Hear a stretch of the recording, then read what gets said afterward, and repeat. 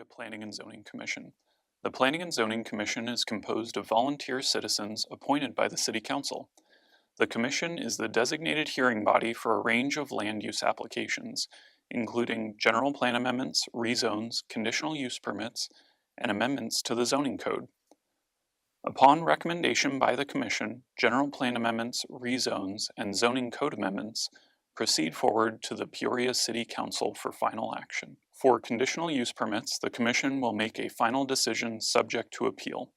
All hearings are conducted in accordance with the rules for procedure requirements to allow an impartial and efficient hearing, and all Commission meetings are open to the public under the Arizona Open Meeting Law. Each case will be called in the order in which it appears on the agenda unless otherwise announced during the meeting.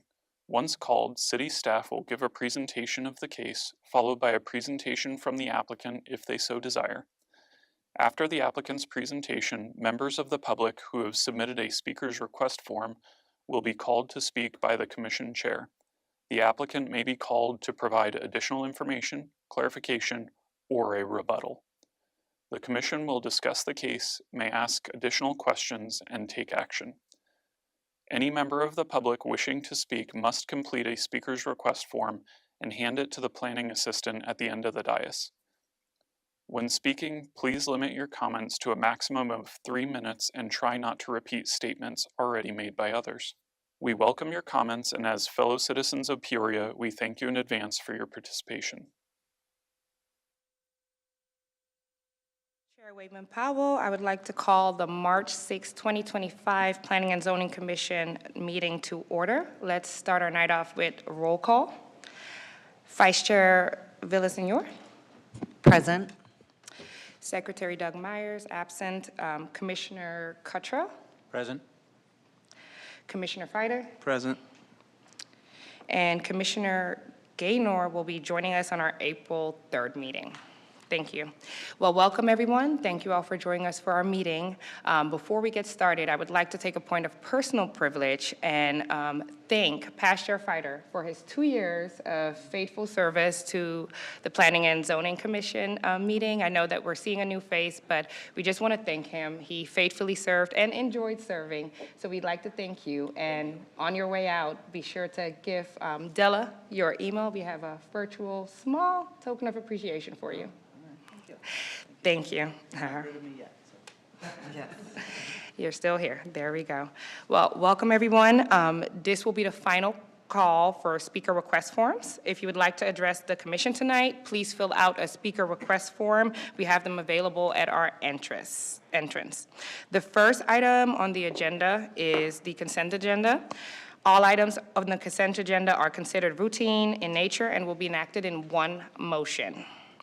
We will start with item 1C, disposition of absence.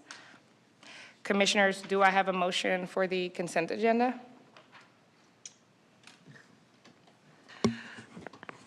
Madam Chair, I will make a motion to approve the consent agenda item 1C.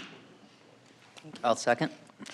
Thank you. Motion made by Vice Chair Villasenor and seconded by Commissioner Fider. Commissioners, please vote.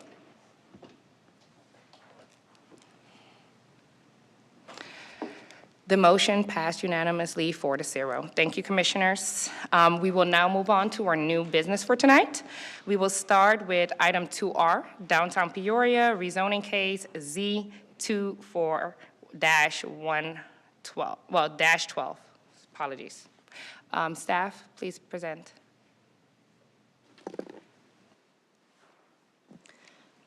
Good evening, Chair Waitman Powell, members of Commission. I'm here before you again to be talking about downtown. This time I'm really just talking about a cleanup effort, which is following up with the recent text amendment, which we just processed. And as you know, the downtown area that we had previously talked about is that highlighted maroon area on the map in front of you today. Downtown has had a lot of recent discussion. I just wanted to highlight on a few items, just in case you wanted to have a little bit of context as we begin our conversation. Before we really get into what we're specifically here to talk about today, I just want to emphasize that we are not changing Osuna Park. Osuna Park is an existing city park that is existing to remain, and there's no plans to change that. I also highlighted a few other items that have been in discussion at recent council meetings, including Cadwell Barbecue, which is number 2, and within the project area that we're talking about. I won't get into it at all today, but I just want to reiterate this is phase 2 of a past effort that we already started with you guys. The last time I was here before you, we talked about a code text amendment for downtown. A recommendation was made by Planning and Zoning Commission in December to modernize the zoning districts in our downtown area, and ultimately that was approved by City Council earlier this year. So now let's actually get into the conversation that we're here for today related to the rezoning effort, Z2412. The request is to rezone approximately 5 acres from both agricultural and planned area development. As you see on your screen here, the area is split. Part of it's ag and part of it is PAD. The property is located south of Peoria Avenue and west of Grand Avenue. And this is, as I mentioned, a city-initiated effort, really just to clean up the downtown area and unify the whole area to match the zoning districts that we had just established. So breaking that down a little bit further, about 3.5 acres is the existing Osuna Park, which, as mentioned, is an existing park which is not going to be changed and will stay a park. And then the remaining 1.5 acres is a mixture of commercial, mixed use, and vacant lots. So to the north, Peoria Avenue, as noted before, to the east, Grand Avenue and the BNSF Railway. To the south is, as mentioned, those commercial future mixed-use projects and properties, and then the community center, and then to the west is the Performing Arts Center and other additional mixed-use products. The downtown area, as you are well aware from all of our conversations we've had, there's been a lot of conversation about how it's an economic development priority that's we're really focusing on. It is a master planned area within the general plan. The existing PAD was established in 2007. There was a portion of it that was the general agricultural zoning, which is kind of a holding zoning. And then the land use plan you have before you on the map is really the Old Town specific area plan for the area. And as you can see, the site is located within our core commercial mixed-use area and is also in our Main Street district area. And then just once more reiterating, we just did a code amendment, and really we're just trying to make sure that everything aligns with what we just approved. And part of that text amendment that we focused on will allow us to do signage and to make sure that there is a consistent character and unity throughout that downtown district. So again, this is basically the area that you see highlighted in the red and white dashed line would then match the surrounding red area. So we would just have those 2 areas in that core commercial area. We have done a lot of outreach in downtown. We did postcards to property owners and HOAs. We attended the downtown revitalization working groups. We've done multiple study sessions. We put flyers at the community center. We've hosted neighborhood meetings. We've had several public meetings, which I have listed out on the next slide.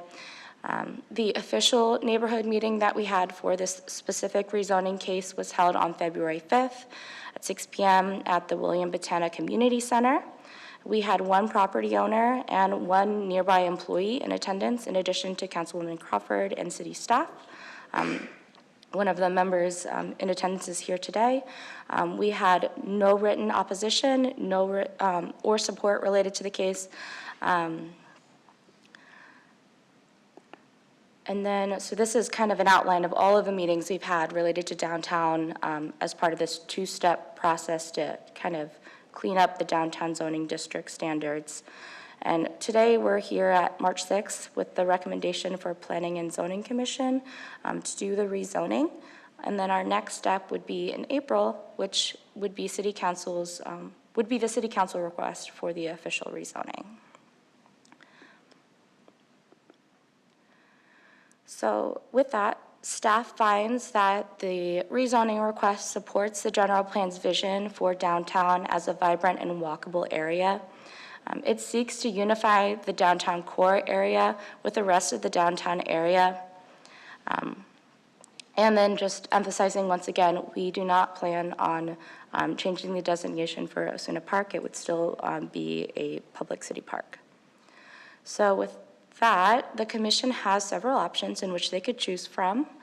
Staff is recommending that commission approve item 2R, zoning case Z2412 to city council.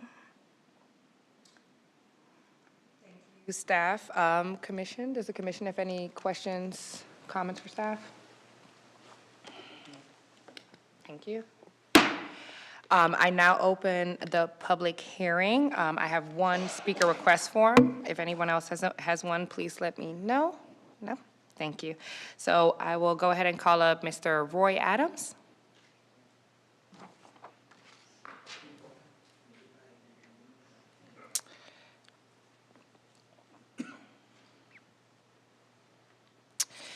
Good evening, Mr. Adams. Please state your name and address for the record, and you have a 3-minute limit.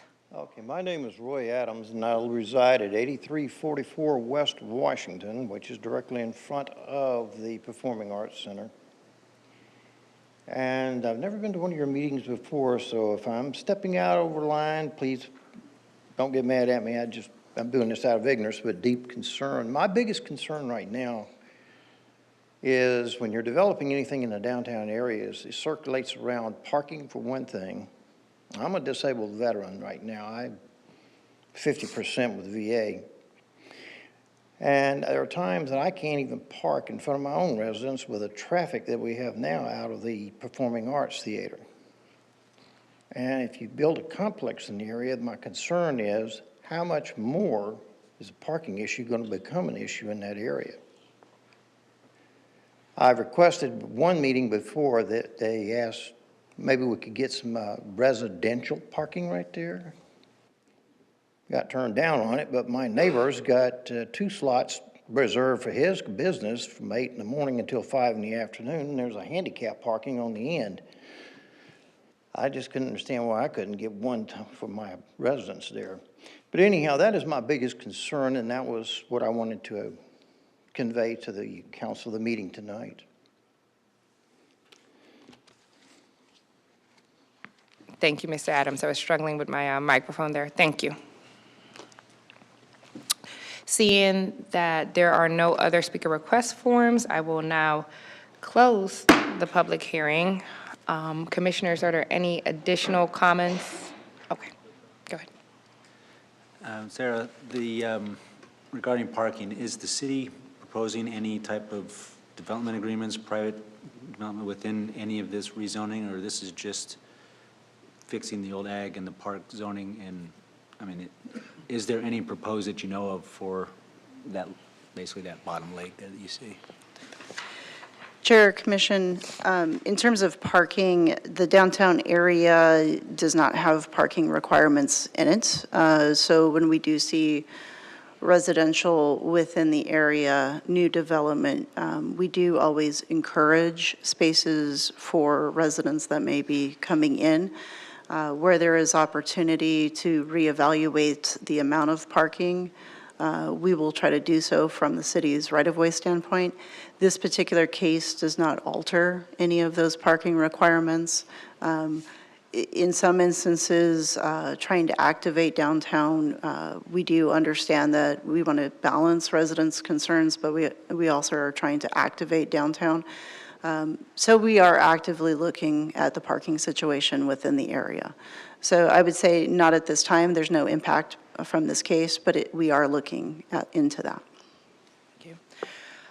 One more comment from me, and just asking, because I heard the residents' concern, and that is one thing that does concern me, because, downtown, with the revitalization project, we're hoping that it's going to attract more people, but I do care about our disabled veterans, but also disabled people, and so, like, as we continue to grow, right, would there be possible options for additional disabled parking, right? Is there, ADA parking, different ways that they can enter places? Because it sounds like it's not necessarily an issue with the project, but more so with,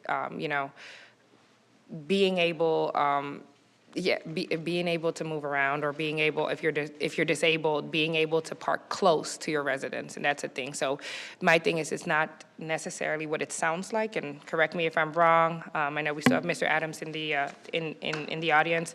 It's more so about what will be done as we continue to build, right? Will there be possibly additional parking for those who do have disabilities? Chair, Commissioner, it's always a great question. We have been proactive in the conversation already. So when we are looking at the striping configuration within the area, adding accessible parking has been at the forefront of that conversation. So anytime that we go in and start modification, we also take that into factor and consideration. While we can't guarantee immediate access in front of a particular unit, we try to do our best in order to balance the needs of the area. And again, as we go through the downtown and restripe, we do take that into consideration with adding additional spaces. Okay, thank you, Ms. Deaver. Any other commissioners? Commissioner Villasenor? Thank you. I'm really pleased to hear that it is on your radar to look into parking.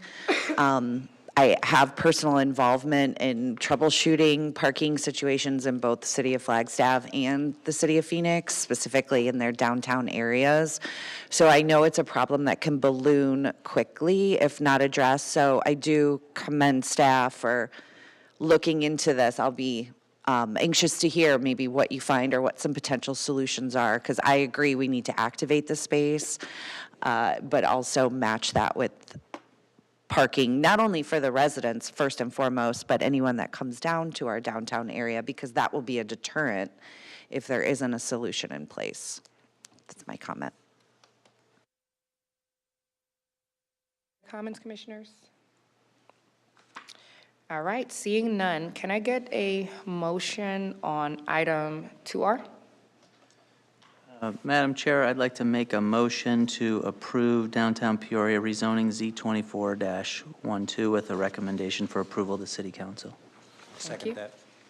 Thank you. Motion made by Commissioner Fider and seconded by Commissioner Cottrell. Commissioners, please vote.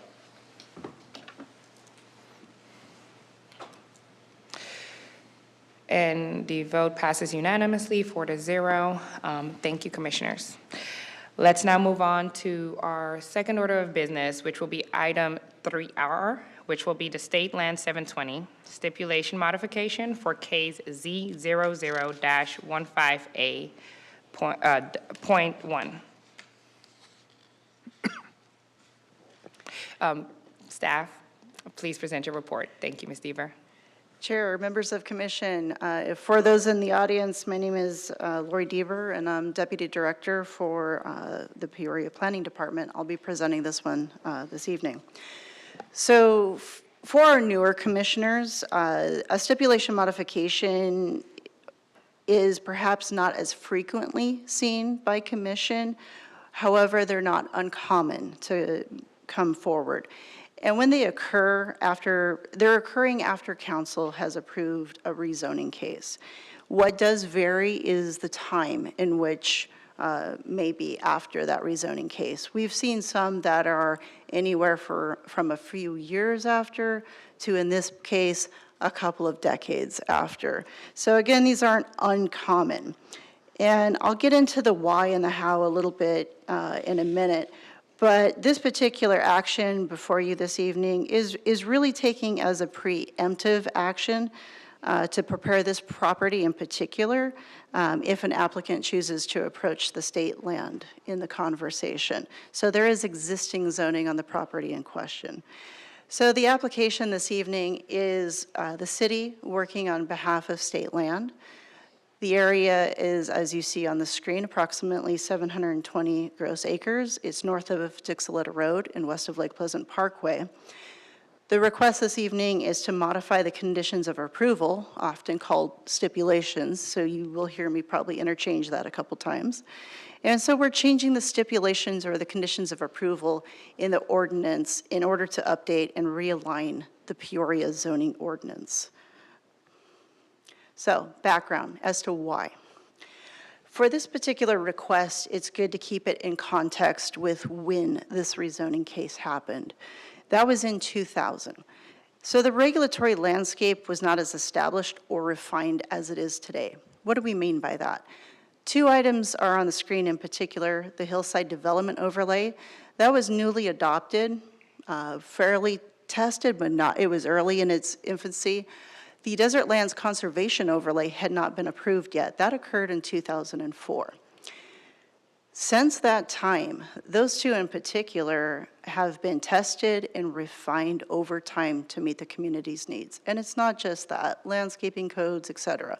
So as you have seen us come before you time and time again, we're always modifying the code to best serve the needs of the community. And so we'll do that through a code amendment. So here we are 25 years after the fact, and we're looking at the conditions within this particular zoning case. They are ambiguous and necessary and antiquated. And so what do I mean by that? When these conditions were formulated, the thought process was you put everything in the kitchen sink to try to cover all situations. Sometimes less is actually more. There is a legal term that I will not wade into, but when you miss something when you're trying to outline all of those conditions, it kind of implies that you did it intentionally, which may not have been the case.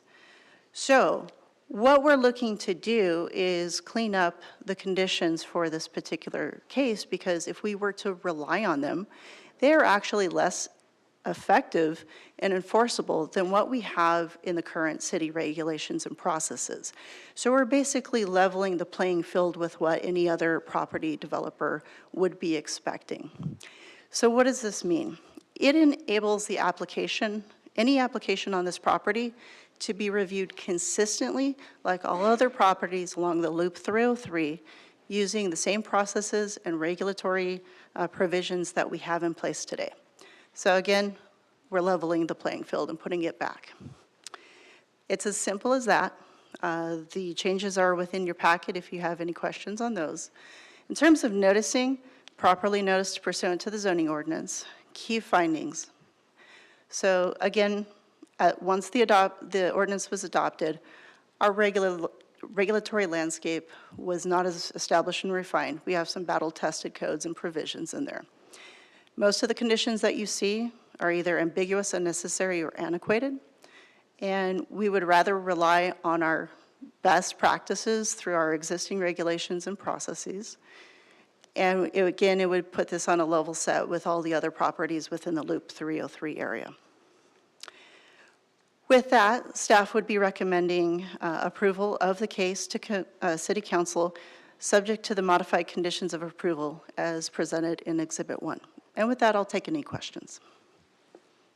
Thank you for that report, Ms. Deaver. Commissioners, do we have any questions, comments? And there we go, Commissioner Cottrell.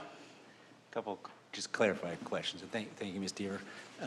So just for point of clarification, this piece of property that you've got here, this is still state land department. So it's, the state land is the applicant here. Is the city proposing this on its own? Chair, Commissioner, we are working in collaboration with State Land on this request. Okay.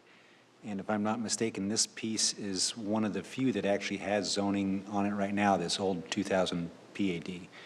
And so with this, I'm kind of inferring that everything else that you're working with the State Land Department, you're not going to change this zoning then for this PAD.